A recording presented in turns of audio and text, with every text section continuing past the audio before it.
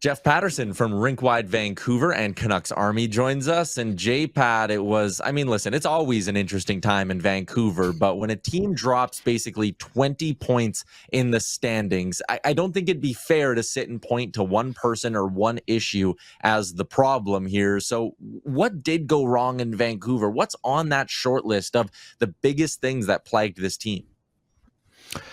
Well, I think now that they have been officially eliminated, I have to look back and just think that Elias Pettersson and JT Miller didn't live up to their end of the bargain. A lot of other things went wrong, injuries and inconsistency. And, their home record, you talk about a 20-point drop. They finished their road portion of their schedule last night with a win in Colorado.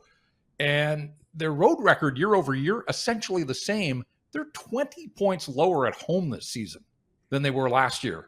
And I just think the many nights of terrible performances on home ice, and if they could put their finger on why they were so bad at home, I'm sure they would have addressed it and fixed it. But it is something that they've got to sort out for next year. But ultimately, when you have warts throughout your lineup, what's the one thing that can help you overcome it? Your star players rising above. And, I was looking at it this morning, guys, and even I had forgotten. I cover this team on a daily basis. On December the 6th, they beat Columbus, and they were 14-7-4. 25 games into the season, they were sitting 10th in the overall standings. They were on a 105-point pace at the 25-game mark, so essentially a third of the way through this schedule. And since then, they have been NHL 500. And obviously, that doesn't get you where you want to go over the course of a season, and it hasn't got them where they wanted to go. And so, now they're spinning their wheels. They've got 3 home games remaining. They're playing out the string. They got Minnesota, San Jose, and they'll finish up against Vegas on Wednesday. And then the real soul-searching is going to begin. And it starts with Rick Tocchet needing to sort out his future here. Elias Pettersson has missed the last 9 games with a mystery injury. We're led to believe that it's the wrist again, but unlikely to play again. And if he doesn't, this guy's making $11.6 million. Going to finish with 15 goals and 30 assists, 45-point season for a player that was a 102-point guy 2 years ago. So, look, a lot of the blame has been put at his feet. And he has to accept it. It comes with the territory of being one of the highest paid players in the National Hockey League, but he wasn't alone. And ultimately, if there was one thing that dragged this group down, it was the infighting between these two guys and the fact that neither one of them, Miller or Pettersson, lived up to their expectations. And you heard Jim Rutherford in that explosive interview in the Globe and Mail where he said it leaked into the locker room and essentially sewered the entire season. Yeah, wow. It has been a literal TV drama series out in Vancouver, which is a shame because the passion in Vancouver is at a high level, obviously, at all times from the fan base. But I want to circle back to Rick Tocchet because the Philadelphia Flyers coaching job is going to be open. Everybody's already connected those dots. And I was just talking about Pat Firstweiler to Philadelphia before you came on, J-Pats. But the quotes and the sentiment from Vancouver is we want to lock this guy up. He's our coach. Why hasn't that got done yet if, there's this big time interest? Why hasn't Vancouver put an offer in front of him that he obviously can't say no to? Yeah, and I think that's something that the Vancouver Canucks will have to answer here, and we'll get our chance to talk to Patrick Allvin probably as early as next Thursday when they clean out their lockers, and I would think that that's going to be top of mind. The sense out here is that Rick Tocchet has a self-belief. He's the reigning Jack Adams winner for a few more months at least.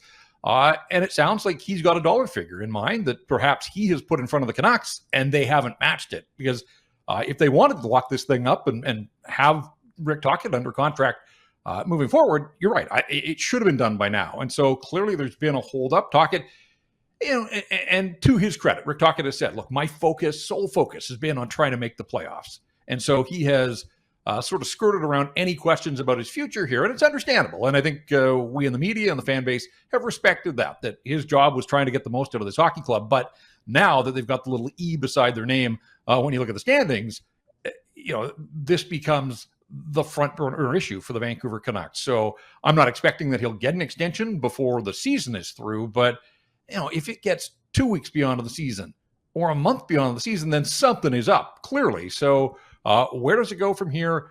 How much are the Canucks willing to pay for a coach? And, Rick Tocchet probably deserves a bump, but it was a little surprising he didn't get the extension coming off the Jack Adams season. But he has coached this year, and a year ago, everything went right. This year, obviously, things have gone sideways for him. As I said, he's got belief. If he was out of work, I think he'd have options here. So if he's put a number in front of the Canucks and they don't like it, then, is this just negotiation, or does this thing ultimately, like the season itself, go sideways? So you're right, Colby, never a shortage of drama in season, and it certainly looks like the drama is going to carry over once the games come to an end here in a week's time. Mm-hmm.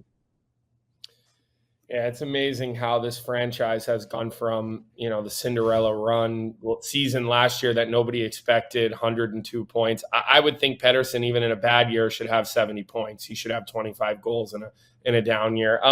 Let me ask you about the goaltending situation, because that's another big one. What do you do moving forward? Because it seems like it got crowded back there quickly. It seems like they like Kevin Lankinen. Is there a future between Thatcher Demko and the Vancouver Canucks? 1 year left for Thatcher Demko at a relatively team-friendly $5 million price tag. And look, he still has to show that he can get through games on a nightly basis. Like, the injury story is now part of the Thatcher Demko story. And so he has missed time this year with 3 separate injuries. Obviously took him a while to get back through the knee problem that kept him out of the playoffs last year and didn't make his season debut until December the 10th. And then he got back for a couple of weeks, and then there was back spasms. And then the game before the Four Nations break against the Toronto Maple Leafs took himself out of that game with a believed to be a groin issue. At the time, with a 2-week stoppage in the schedule, everybody thought, okay, good time, I suppose, to have a little tweak. He's going to rest up and he'll be ready to go. And of course, I ended up missing 6 more weeks there. So he's going to be 30 in December. And to play the position at this level, you've got to have full trust in your mind that your body can react and do the things that you need it to do. And you just wonder, maybe he just needs an entire offseason here to be able to train and get back to the point where, when he's healthy, we saw it. He was the runner-up to Connor Hellebuck last season for the Vezina. He is still, there's an elite level goaltender in there if the body is willing. And so, to your question, it is a little crowded in the crease now. They committed to Kevin Lankinen, 5-year deal. He earned the raise. Kevin Lankinen's next start, and there's 3 games to go, I assume he'll get one of them at least, will be his 50th appearance for the Vancouver Canucks, for a guy that signed on the eve of the preseason, and they got 50 games out of him at under $1 million. He has been a terrific story for the Vancouver Canucks. So, I guess you look at reducing Thatcher Demko's workload.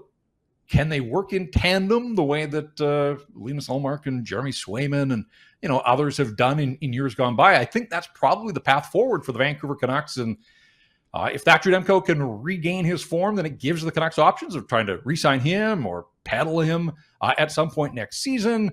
But look, I don't know what the answer is, and I'm not sure the Vancouver Canucks do.